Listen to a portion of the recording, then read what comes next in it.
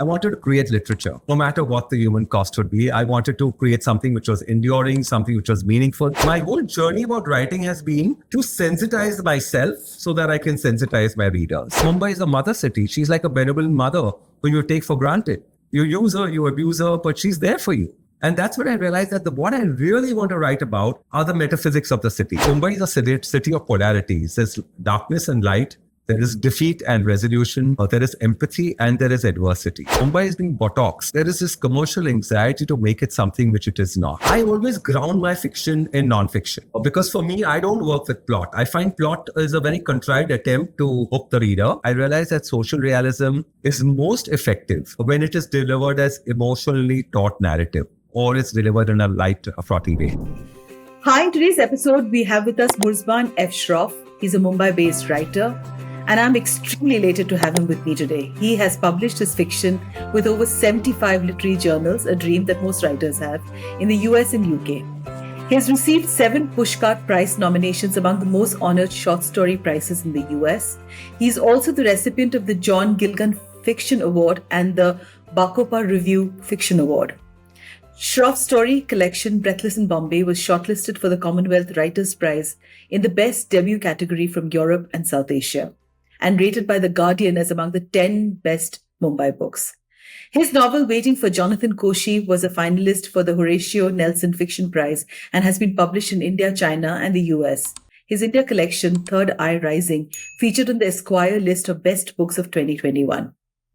Murzban's latest book, Muses Over Mumbai, a collection of 17 stories, has received glowing endorsements from writers like Salman Rushdie, Jonathan Franzen, Robert Olen Butler, Ben Fountain, Amit Chaudhary, and Jeet Thail. It was published by Bloomsbury India in December 2024. Murzban has been a speaker at several international literary festivals and American universities. So I'm extremely intimidated to have this conversation because with so much of glowing accolades, Murzban, you'll have to tell us, why did you quit a really well-paying advertising, job to transition to the world of a full-time writer? What motivated that shift? So, Mama, first and foremost, thank you very much for having me on the show. This is nothing less than a service to books and authors, a very pressing need in these hard-pressed times when the poor little book is under threat from the ubiquitous cell phone. Having said that, when my credentials are read out, I'm always surprised that it's been as long a journey as it is. Because as you know, with every project, you start afresh and, you're back to square one. For me, this, the whole journey of becoming a writer actually started when I was 7 years old. I wanted to be a writer and I wanted to be nothing else than a writer. And I was very clear that I would woo my career ambitions or whatever I needed to do till I was in my mid-30s, early 40s, and then I would get off the bandwagon and write. I was very clear because for me, it's always been the world of books. So I had to bring home the bacon. I come from a rather middle-class background, and it was important that I bring home the bacon. My father was retired. So with that view, I joined advertising. Why advertising? Because it was purely an extension of college. I could do my master's alongside, working. And I discovered I was very good at something called copywriting. So I applied myself and I worked very hard. It took me 4 years to kind of make it, to have a couple of breakthrough campaigns. And I rose to the top of my, top of the game very soon. So by the time I was 29, I was heading a creative department. Then I was with various multinational agencies. I did about 16 years in mainstream advertising. After which I started my own consultancy services where I had large corporate clients, and the damn thing grew so fast, and I was making some very decent money, but I was also becoming something which I wasn't. I was becoming what I call a corporate animal. I was dressing up in formals. I had to go to work at 9:30 in the morning, which was just so inimical to my basic temperament. And, I was on a treadmill. And clients came up to me and said, listen, we want to now plow money into your consultancy, and it's about time we became a full-fledged, fully functional advertising agency. And that's when I panicked. I said, hey, that's not what I started working for, by which time I put aside a little money, I had some assets, and I thought it's the best time to take a risk. So I decided to get off the bandwagon. I called my clients and said, guys, you know what? actually, I'm going to scale down. I'm only going to shift from client-based to project-based writing. And I'm going to start working on my first book. And they thought I was nuts. They would come home, they would speak to my parents and say, why is he throwing it all away? But hey, I mean, I thought it was about time because, Mohua, in advertising, after all, your creativity is short-lived. An ad is here today, it's gone tomorrow. I want to do something more meaningful. I wanted to create literature. No matter what the human cost would be, I wanted to create something which was enduring, something which was meaningful, something that was intrinsically me. So with that, what I started doing was I started on this new kind of lifestyle where 3 months I would do advertising, 2 months I would write, and, so at the same time, there was a little cash flow and I could work dedicatedly on my first book, which was Breathless in Bombay. That's how I made the shift. My God, amazing. That's so inspirational. Your latest book, Muses Over Mumbai, is described as a tribute to the city's prolific spirit, tackling everything from caste prejudice to corporate greed. And so tell me, what inspired you to write this book and bring such a diverse range of issues and characters into one single collection? It's really large, right? The tapestry. So, let's go back a little chronologically. So what happened was when I left advertising and I got into writing, I kind of used to spend a lot of time at bookstores. Suddenly my entire life changed from being a jet set A-lister, various nightclubs and parties. I suddenly became the person that I was, which was essentially introspective and, spending time with books, authors, bookstores. And at that time, I felt a certain sense of disenchantment because the more I would sort of be with books and in stores, I realized that there was just too much writing and too little literature. So at the same time, I realized that I was a classic South Bombay guy. I mean, I did not know how the other half thought. So, hey, what am I doing here? As an advertising guy, the poor never mattered because they did not have the buying power. But if I had to be a writer, I had to understand the motivations of the less privileged. So with this objective, I started going to the villages of India and spending time with the villagers, understanding the villages of central India and understanding what were the issues that affected them. Did they really want to come to the city? What was it that drove them out? I realized it was often displacement issues of displacement, poverty-based displacement, geographic displacement, health-based displacement, infirmity-based displacement, literacy-based displacement. And there were so many various kinds of poverty in our country. It's just not just a uniform thing. So when I came back to the city, I came back with a completely altered sensibility. And I started spending time with migrant workers like Tobis, Banshwalas, Victoriawalas, and started understanding, hey, these guys are guys who keep the city running, but do I really know how they live? What are the issues which affect them? And that's how I came up with my first book, which was Breathless in Bombay. And so Breathless in Bombay was my attempt to really understand my city. And at that point, I had a very ambivalent equation of Bombay. I felt it was a city which you love to hate and a city which you hated to love, And but by the time I got to Muses, so what happened was in 2008, Breathless was published. In 2008, February was when Breathless came out. In 2008, November was when we had the terror attacks. At that point, I wrote a story called Conversations with a Terrorist because I was devastated. I mean, I saw the places of my youth blown up and decimated. And that's when I realized how much the city meant to me. And I realized that so far I'd been a voice for the voiceless, but now I could afford to speak for the city at large. That piece, which is it was the first story in Muses Over Mumbai. It got published in the local newspaper in Midday, and it got published overseas to a fair amount of critical acclaim. And that's when I realized that, yes, I could afford to speak for the city. I was qualified to speak for the city. And then I had some litigation come up against Breathless. So at that point, I created this novel called Waiting for Jonathan Koshi with 5 characters, and each belonged to a different community. So I realized that how much I like to enjoy the diversity of Mumbai. So that was my second learning, my second insight. And that was followed by a visit to the London Short Story Festival, where I was on a panel with different writers and different writers from different cities. There was someone from Toronto, there was someone from Johannesburg, there was someone from Paris, there was someone from London. And they asked me, what is your relationship with Mumbai? What does Mumbai mean to you? And it just spontaneously came out that Mumbai is a mother city. She's like a benevolent mother whom you take for granted. You use her, you abuse her, but she's there for you. And that's when I realized that what I really want to write about are the metaphysics of the city. What are the metaphysics? It's diversity, it's bohemy, it's empathy, and it's humanity. So that's how Muses came into being. And I wrote about the diversity. I made up my mind that every story would be different in tone and style. I would draw on other elements of writing like memoir, whimsy, essay writing, and build these into my fiction. So tell me a little bit about this whole shift. It isn't easy, right? As advertising professional, when suddenly, you realize that there's been a huge shift inside you. And people around you will just start wondering as to what this guy is all about. And yet, you've kind of probably, if I may use the word, overgrown, and you're over some of those, the old you. So how did you deal with yourself, Murzban, in that? Oh, what was interesting is people's reactions to you. Like, you're right. Oh, yeah. Okay. So, especially businessmen, and they'll say, oh, you're right. So, like Chetan Bhagat, so we'd say, yeah, well, so you will get a film deal and, you make a lot of money. And, so it was a lot of naivete.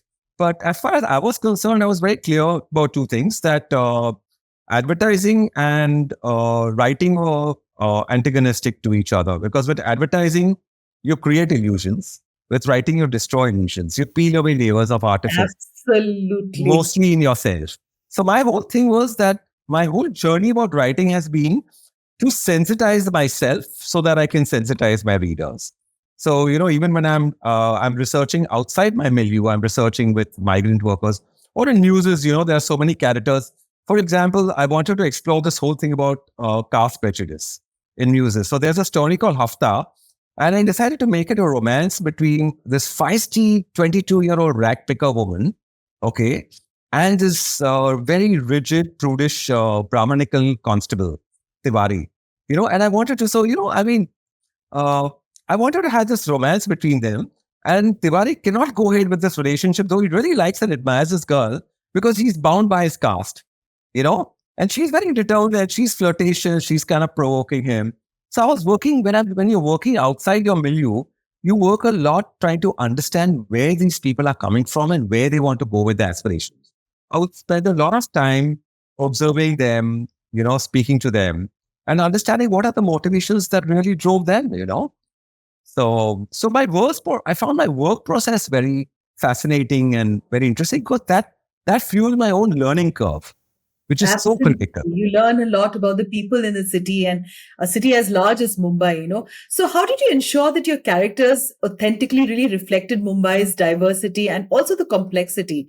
I mean, it's really a complex tapestry, right? There are people, like you spoke about, people, who come from all over. There are a very large number of migrants. The Biharis who drive your taxis there, they live in such challenging situations. And it's frightening when you talk to them. People from Kashmir, people from Bengal, people from all over. And then eventually they fall in love with the city. And they can't imagine going back, and they bring in their entire family. Because I know, when I've traveled in Bombay and I've spoken to the taxi drivers, and you listen to their inspirational stories of growth, So how did you ensure that your characters remain authentic to the city? What did you do? So, Can you share with our listeners? when you're working outside your milieu, it's really important that you understand where the person. So you don't approach it with a lens of doing research. You approach it with the intention of sensitizing yourself and giving them right of way. So where are they coming from? What are the motivations that drive them? What are their problems? I'll give you an example. When I was researching with the Dobis, I realized that for them, the biggest threat is our washing machines, or the other BMC, the municipal taxes on water. What if there's a water shortage? Things like that, I did not even think of this perspective. You're so right about the presence of washing machines in homes. Yes. True. So even with the payment dwellers, the thing is that, what does it mean to a man to sleep his family on a payment, to kind of snuggle up to his wife in the open, little things like that. So I consider myself a flaneur with multiple antennas. So even if I'm walking around, or if I'm coming back from a late night jaunt, and I'm observing the street life around me constantly. So it's observation. It's a sense of detail. Most important, it's a running sense of empathy. So that is how you ensure that your characters are authentic. You know, Wonderful. Wonderful, Murzban, my I, God. So Salman usually described Mumbai as a city of contrast where the spirit of people, shine against its dark side. How do your stories really reflect this duality? so the duality is a reality actually. Okay. So for a long time, as I told you, my feelings towards Mumbai were ambivalent. But the more I started working on the city and the more the city became my muse, I realized that there are two Mumbais. Okay. And Mumbai is a city of polarities. There's darkness and light. There is defeat and resolution. There is empathy and there is adversity. Okay. Now, where does the darkness come in? It's not the city. If you look at the metaphysics of a city, if you look at the physical structure of a city, it's a beautiful city. Okay. If you look at the ethos of the city, if you look at its history, if you look at its heritage, it's a very encompassing city. It's a city you can be really proud of. Where does the darkness come in is from the agendas of its caretakers. Like I said in my introduction, Mumbai is being botoxed, you know, and the thing is, there is this commercial anxiety to make it something which it is not. It is a very live and let live. It's a very live and let earn thing.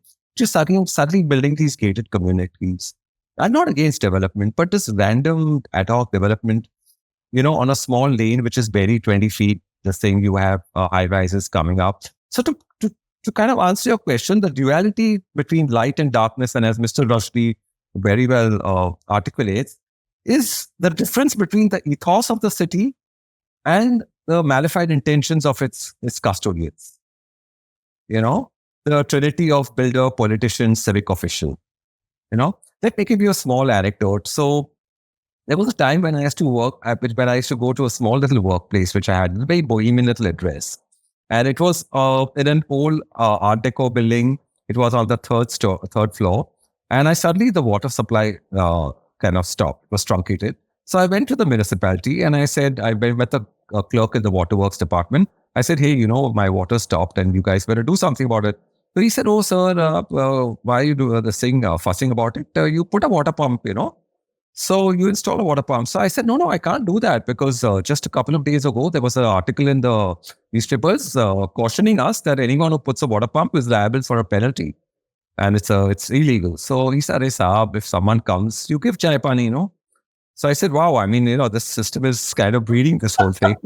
So I as an outraged Parsi and as a writer and all, I kind of stormed out and I went to his boss and I said, your junior's telling me this, but I want my problem sorted out. So he said, I'm telling you the same thing.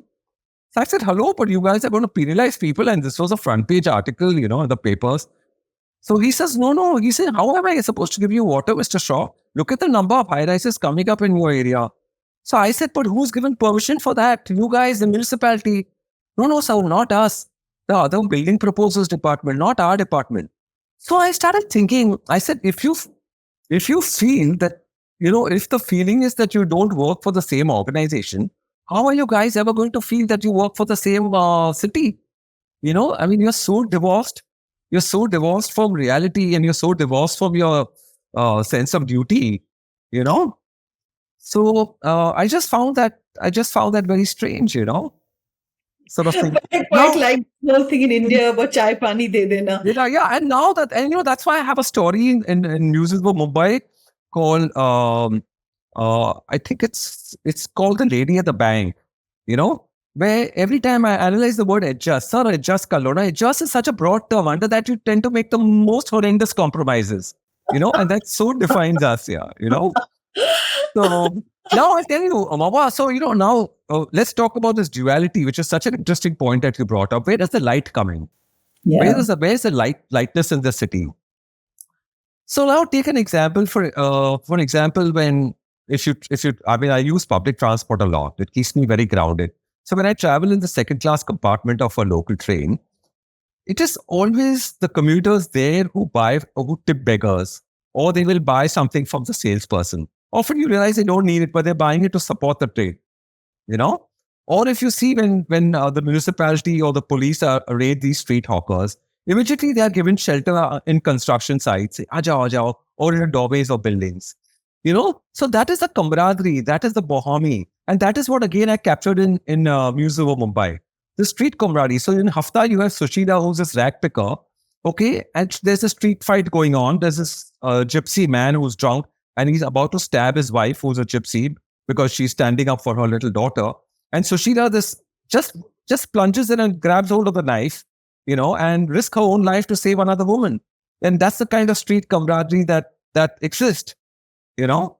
So this is what I capture, and subliminally, this is what finds its way into my stories. Wonderful, Murzban, because it takes me back to a time in Delhi when I think the hawkers in Sarojini Nagar were not allowed to kind of put their wares out. And just the camaraderie of each of those guys who are flouting all the laws. And there was this, the policemen who were coming there to break their shops. I think one of them whistled and told the others, and there was a scurrying of all the shopkeepers running away, somebody carrying a pillow, somebody carrying some Okay. clothes. And by the time the police actually reached the spot, it was just pristine and just the way, it never existed. Yes. Oh, you're so right about the camaraderie. So, but which character in Muses Over Mumbai was the most challenging for you to write? And tell our listeners and readers, why was it challenging for you? Okay, so there is a story. So interestingly, you made a very interesting point earlier about the diversity and how did I manage that. So every story is different, not only in terms of subject and theme, but also in terms of characterization and issue. So I start with a housing society feud, then I go on to a story called The Mochi's Wife, which is about this woman who's facing a lot of patriarchy in her family, and she's got an alcoholic husband, and yet she wants to preserve her dreams for her daughter. Promptly after that, I go on to a story called All That We Own, which is about a very rich, the wife of a super rich tycoon called Anuradha Singhal. She doesn't want to be a trophy wife. She wants to have something of her own. She wants to hold her own. So she starts a fitness center, and Anuradha at the same time, she's married into this super affluent family. So she's very fragile. And that was a very difficult character for me to work on, because honestly, neither have I spent time with insanely wealthy people, nor have I dated women who are super affluent. So, but I wanted to kind of create this very fragile character. And at the same time, I wanted to be very sensitive to her, that, for how much this little dream of hers meant to her, that she has her own revenue stream, and she kind of carves out an identity different from her husband's. So that was a tough one for me to work out, because I had to constantly negotiate with Anuradha, and at the same time make her very likable in the end, which she did, because she comes up with a small gesture which shows how sensitive she is, and she ends up forgetting her problem. She's destroyed when this little fitness center comes under threat. But in the end, she realized that there's nothing you can own really eventually. And So true. right, right. So that was difficult. So Sheila was difficult because she's this feisty woman, and she's a street character. At the same time, she's got a lot of grace in her. So she somehow attracts these males from the street. So there's this waiter boy called Salim who's also in love with her. There's Tiwari, the constable, who's also in love with her. And she handles it all so delicately. So that was, I wouldn't say it was difficult, but it was very fascinating for me to explore that headspace. You need to tell me a little bit about Sikandar and Shraddha also. So Sikandar, again, it's kind of, you're sort of picking a lot on my street stories, which I'm most delighted about, because these are really characters which need to be kind of made more endearing and more personable to readers. So like I said, there are three kinds of people in Mumbai. There are the haves, the have-nots, and there are the know-nots. And I write for the know-nots, people who don't know how the other half think. So Sikandar, I used to observe how this whole garbage collection would take place in the night. And I would kind of see their lives, they're very isolated. So actually, Sikandar was for me a pretext to explore the street life of Mumbai, the nightlife of Mumbai, the underbelly of Mumbai, the garbage, the drugs, the prostitution, the survival. So and yet he's a insular kind of a bachelor, and he has this great affinity for street dogs. So at the same time, you have Hyder Ali, this really wretched, very Sagan-like Dickinson character, and they have this kind of love-hate relationship, more hate actually. And then actually Sikandar starts understanding where Hyder was coming from.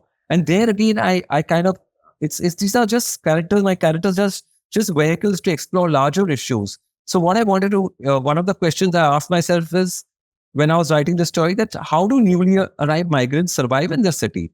Let's say someone has very innocently blundered in from the villages or has had to run away, which is what Haider did. Haider had to run away from his village to come to Mumbai. And then he encounters drugs, prostitution, violence, street gangs, the underbelly. And how does he survive? And can I make that, can Sikandar be my reader?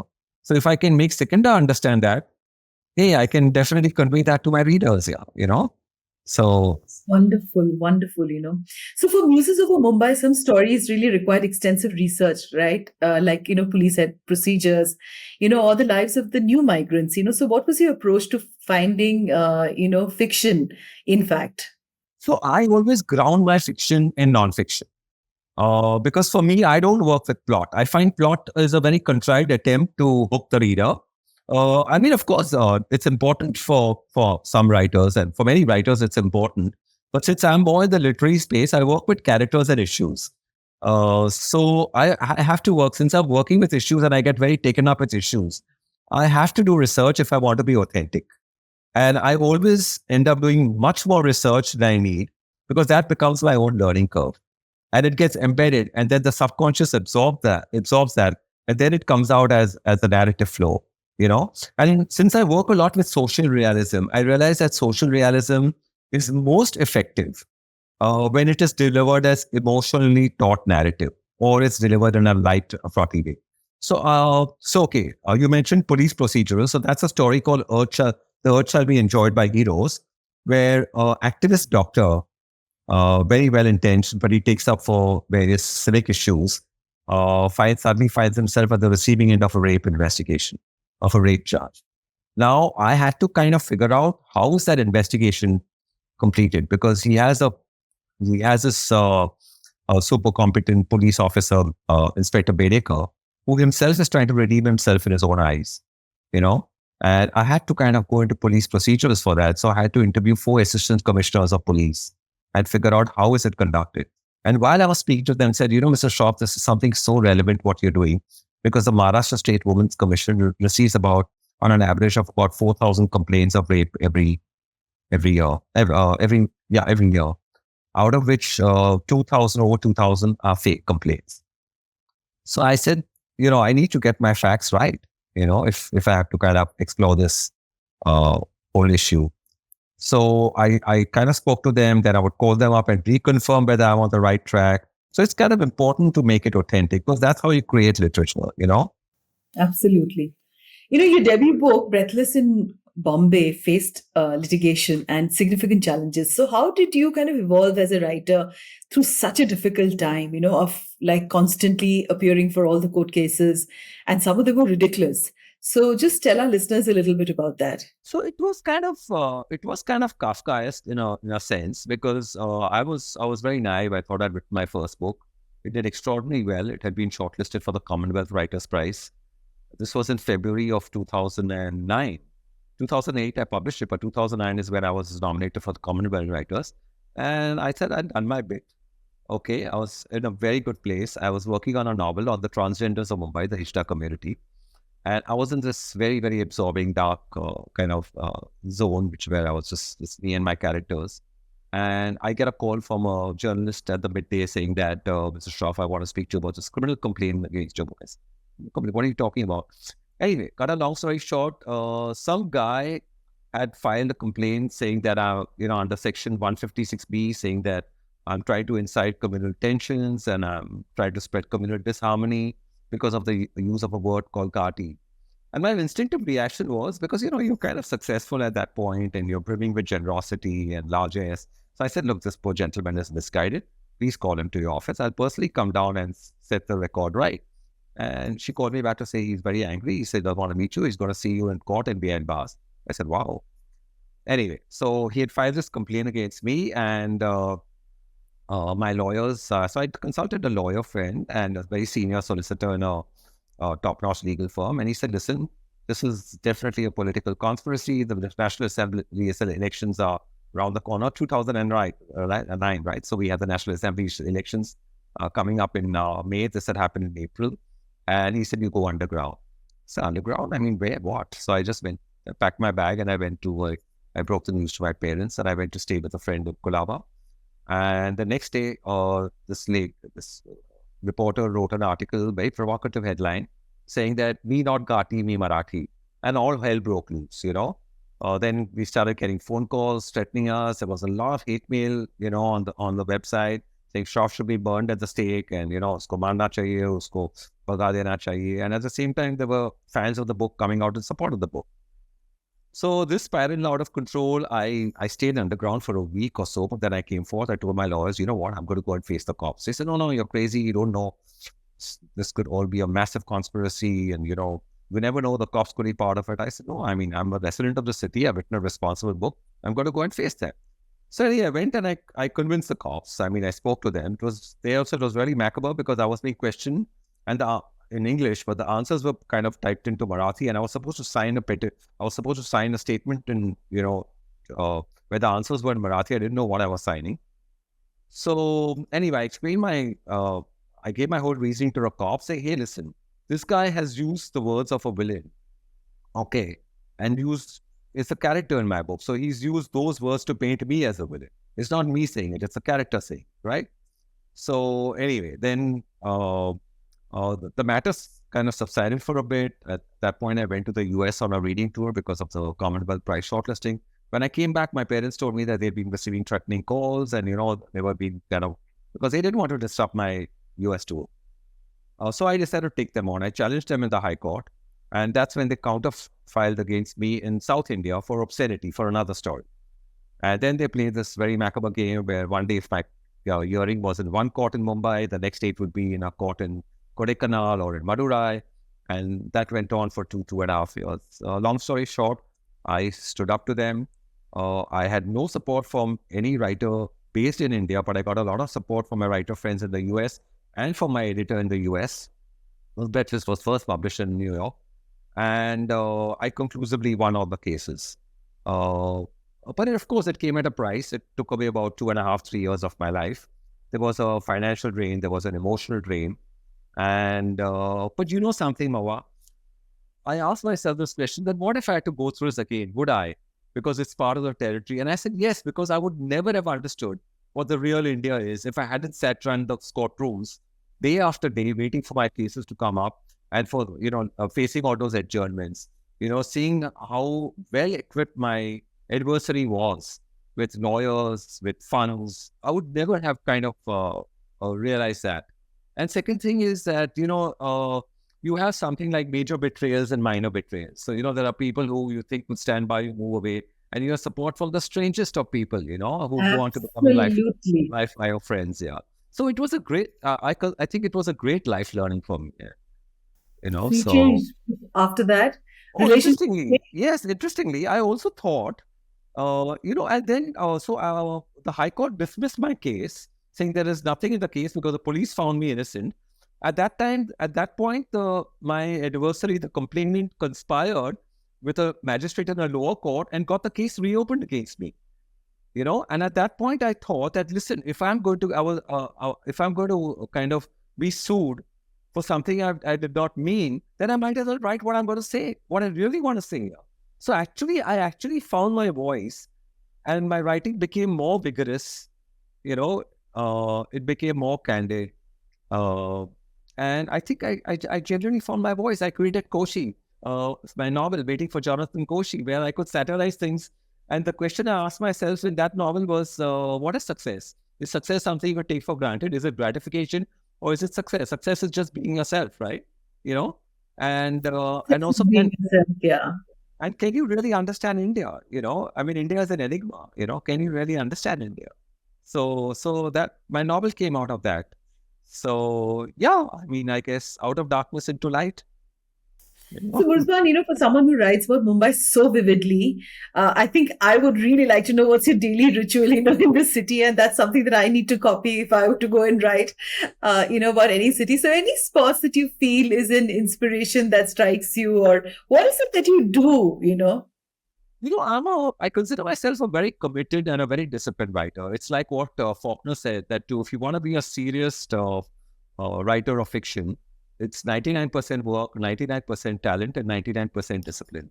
So what I do is I start my day. I do a lot of household chores. I settle all those, and then I just start my day with a little bit of meditation or reading, because that gets my day off to a good start. And I start writing post lunch. I write for 4 or 5 hours, and then I go for my walks, which are always very inspiring. I manage to marshal my thoughts, and I have some really quality me time. Uh, and Then I come back in the night. I spend time with my mother and have dinner, and then I write for another couple of hours or write media. So this is my weekday schedule. Otherwise, I commute a lot, and for me, public transport is very inspiring. So, I mean, I find my ideas on buses, on trains, speak to cabbies, you know, like a cabbie recently gave me a very interesting insight. He says, originally our lives were driven by our minds. Today, they're driven by our cell phones, you know. So these little nuggets which I find, when I'm kind of in public spaces here. So, and like I said, like I mentioned earlier, I consider myself a flanner with multiple antennas. So I'm all the time soaking it in, Wonderful, So, wonderful. yeah, even the characters' voices, tones, inflection of tone, you know, so So, for aspiring authors, what is it that you're going to tell them? What do you give to them as advice to remain authentic and also create very engaging narratives? What is it that they can learn? I think there are two very important things. Anyone who's starting out or who's working on their first book needs to understand is that find your territory, find your turf. Understand why you're here. We don't just read another book, another writer. We just don't. I mean, let it not be a self-laundering exercise. Let it not be something which is just you try to exercise your own demons but find your territory, find your subject. Let your subject come to you. And make it count, make it worthwhile. And the second very important thing is that identify your literary heroes. Who are they? Who are your icons? Why do you want to be like them? I mean, though I've published extensively in the US, 75 journal publications, a lot of Pushcart nominations. I did not do a MFA in creative writing. I'm self-taught, and that came from just spending time with great writers, which I would like to enumerate here. So it's starting with John Steinbeck to Saul Bellow to James Baldwin. Among the French writers, I like Gustave Flaubert, Michel Houellebecq, Camus, of course, and the Russians, of course, perennial favorites. So, choose your literary heroes and learn from them. I mean, they walk the path before you. It's not going to be easy, You spoke to my heart. Thank you. Yeah, really, really, you spoke to my heart. So, with Muses Over Mumbai, what message or impact do you hope that it will leave on the readers, and straight from the author? So, with Muses, I would like them to know their city and know their neighbors well. That's my message. That this is this is a very non-threatening city. It's a city which is very encompassing, and also understand where it's going. It's being botoxed. It's being sold out. It's a beautiful city, but it's under siege. It's a precious legacy in the wrong hands. A precious legacy in the wrong hands. Wow. And it's my duty to capture this legacy and remind people of what it is. Wonderful. One word that you would describe Bombay with? Sold out. Sold out. In its current form, it's being sold out. Of course, to me, it's something very enduring, and like I said, I would keep drawing people's attention. The soul of Bombay is very different from the agenda of its caretakers, of its custodians. The soul of Mumbai is what we need to understand. How much the city can give you. Yeah. Thank you so much for taking out the time today, Murzban, for this podcast. It's been an absolute honor. And you are a fantastic writer, a great author. And we hope there are many, many books that come out, not just for Mumbai, but other cities too. and wish you all the best. And thank you for taking out the time for being on today's show. And Mumbai, likewise, I thank you on behalf of my city, on behalf of all writers. That's this wonderful service that you're giving us. Thank you very much. It's been such a pleasure. Thank you.